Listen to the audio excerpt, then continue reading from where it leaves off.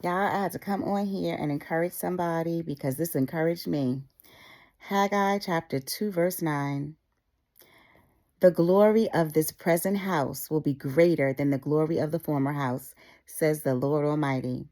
And in this place I will grant peace, declares the Lord Almighty. Come on, y'all. Now, it's the glory of this present house is going to be greater. You know, this was about when the Israelites were returning from exile, and they're returning to Jerusalem, and they were building a temple. And the old temple had been destroyed. So they were building a new temple, but the old temple was marvelous, apparently. And this new temple, they were not happy with. And God says, don't do that. Don't count me out, because the glory of this present house will be greater than the former one. Okay. And he's going to bring peace. So y'all, it's not just the peace of, that outside peace no, he's talking about that internal peace, the ability to rest in him. It speaks to sometimes God will allow things to fall apart to rebuild them, right? So he could put his hand on it and he will rebuild you. He will rebuild that season greater than we could have ever expected. It says so right here in his word. I'm not making it up, y'all. This is his promise. The glory of this present house will be greater than the glory of the former house.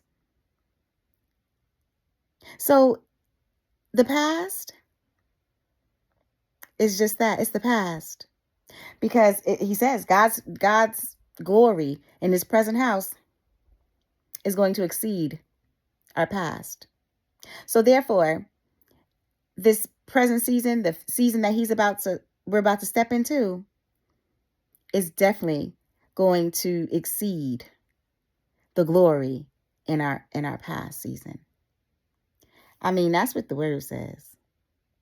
And he's going to grant us some peace. That internal peace. That peace that says we can rest in him. Come on, y'all. I wanted to run. I wanted to run. Ooh.